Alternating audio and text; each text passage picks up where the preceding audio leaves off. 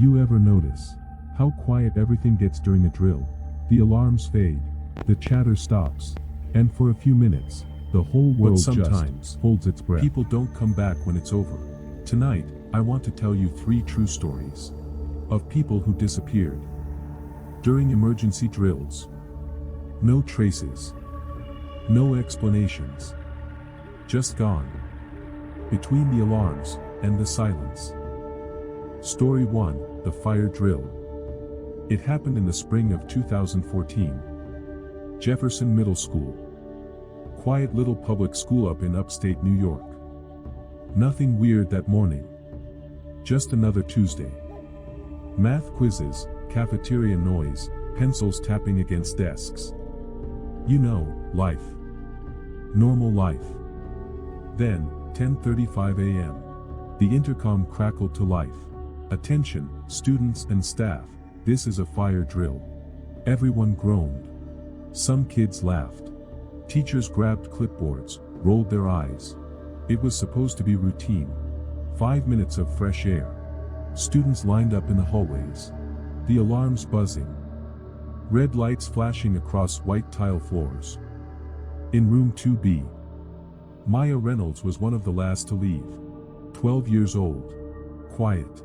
Polite. The kind of kid teachers never had trouble with. She tied her shoe, slung her backpack over one shoulder, and followed her class toward the main exit. Everything looked normal, until she reached the intersection by the science lab. That's when the camera caught her. She turns the corner. And then, static. Just 1 second of flicker. And the next frame shows, nothing. An empty hallway. Alarm lights flashing. Maya, gone.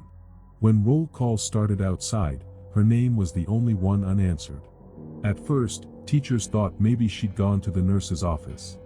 They checked bathrooms, stairwells, classrooms. Nothing. Police showed up within an hour. They swept the whole building. Closets, basement, gym rafters. But there was no sign of Maya. Her backpack was still under her desk. Her lunch, untouched in her cubby. It was like she'd been erased. Between one frame and the next. When detectives reviewed the footage again, they noticed something, small, but chilling. Right before the static hits, you can see a faint reflection. In the glass of a trophy case beside Maya. A shape. Tall. Still. Standing right behind her, for half a second. And then, gone. The school went into lockdown for 2 days.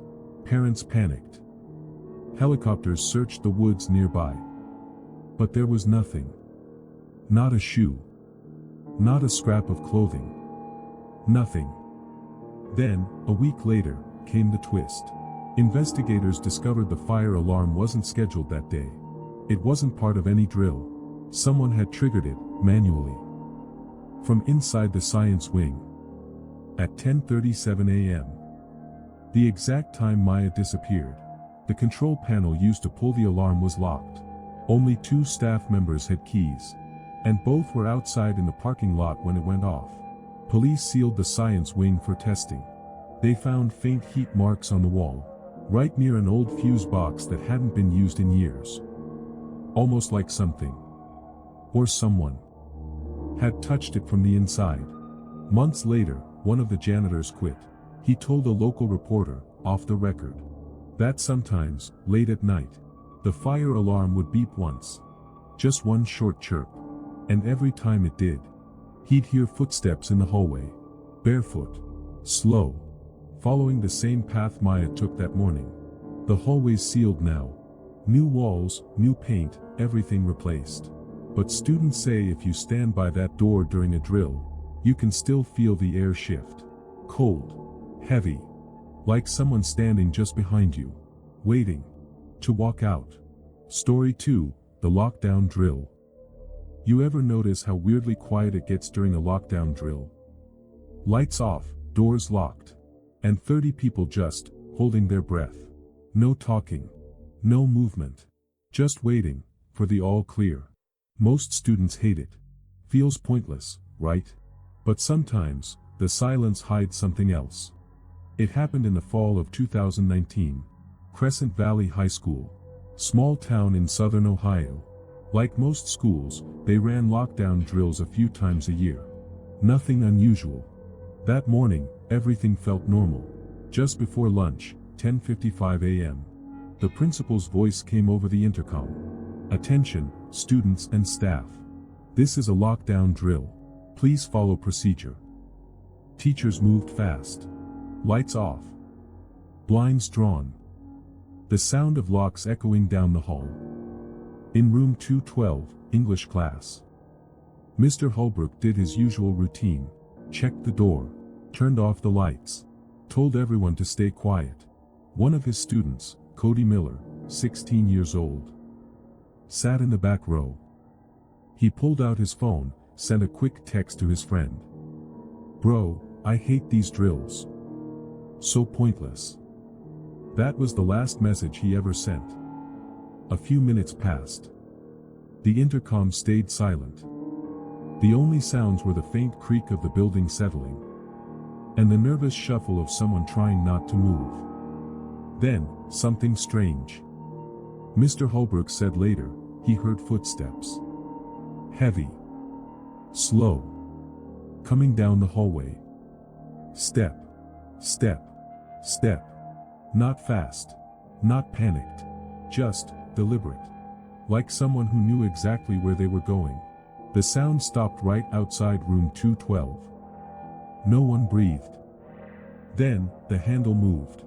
Just once. A soft click. And then, nothing.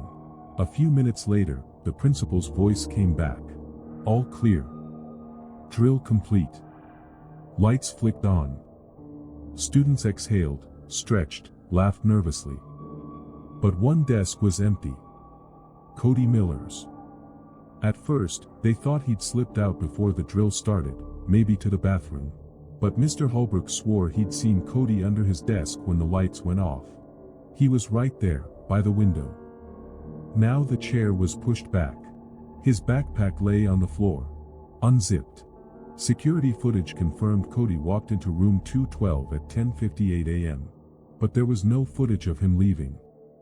No doors opened. No movement. Nothing. When police came, they tore the place apart. Checked vents, ceiling tiles, crawl spaces, everything. No signs of a struggle. No prints. No trail. Then a janitor came forward. He'd been sweeping near the gym during the drill. Said he heard footsteps too. Slow, heavy ones that seemed to echo longer than they should have. When he turned the corner, no one was there. Just the empty hallway. And one door slightly ajar. Room 212. For weeks, search teams scoured the school grounds. Drains. Storage rooms. Crawl spaces. Nothing. But Cody's phone kept pinging. Every few days, another signal. Always from inside the building. When investigators traced it, the signal would vanish. Like someone was turning it off.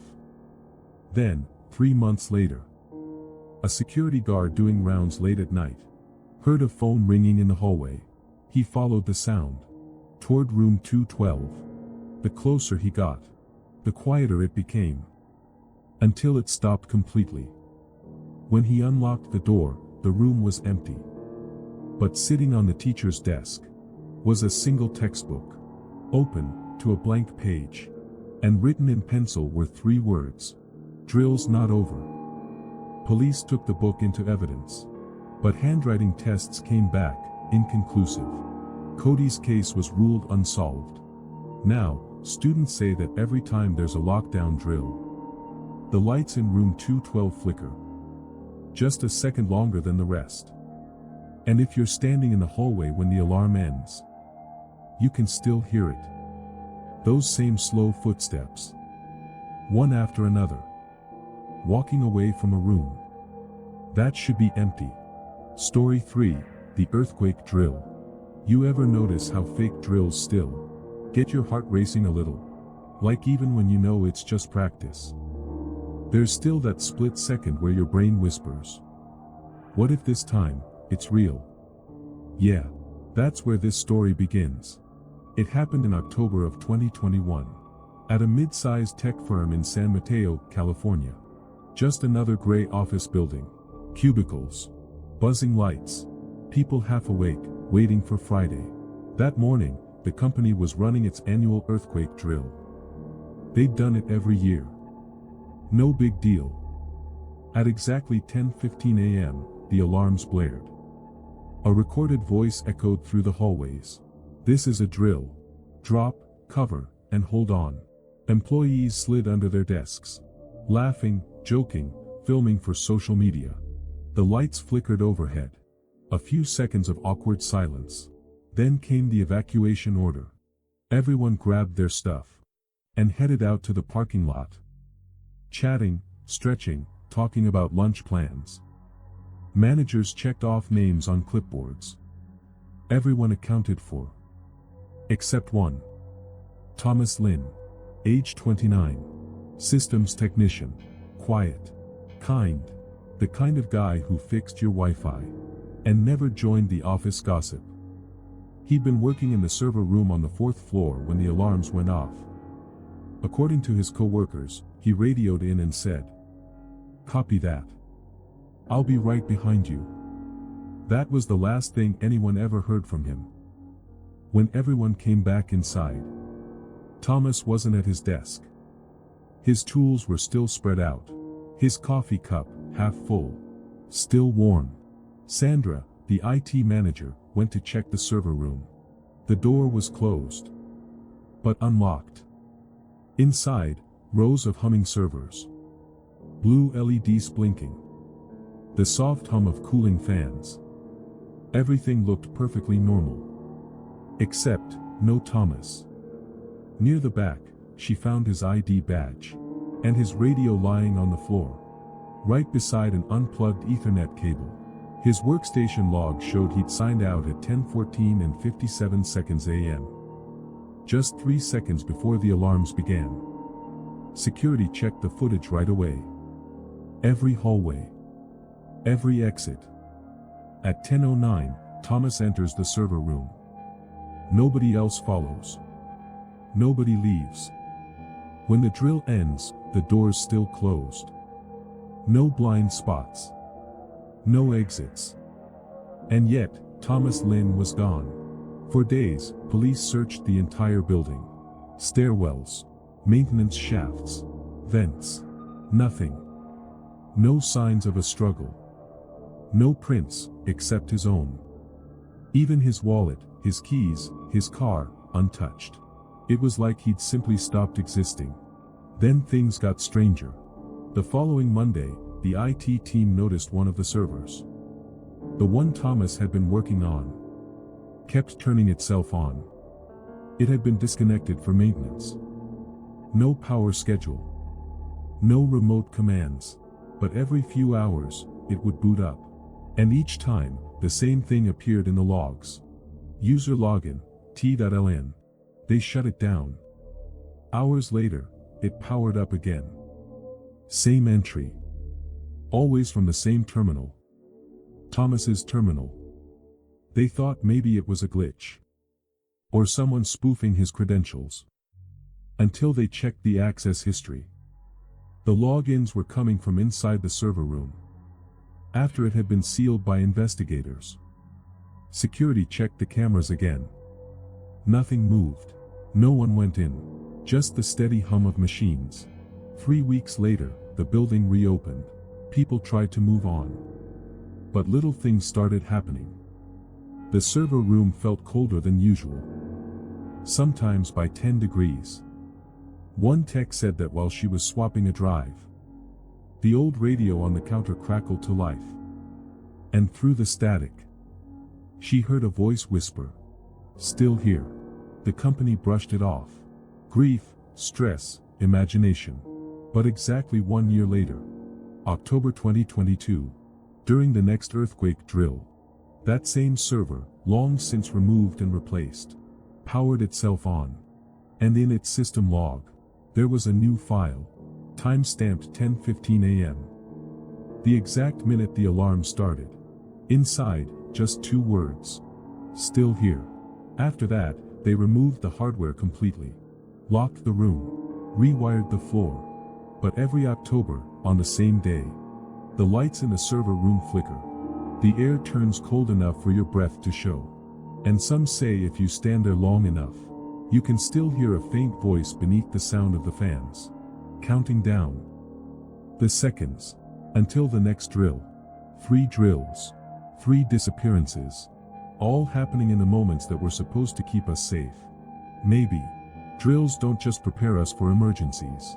Maybe they open something in between order and chaos. So next time the alarm sounds, and everyone starts walking calmly toward the exit, just remember, not everyone makes it back. If you want more true stories like this, go ahead and subscribe. And maybe keep your lights on, just in case.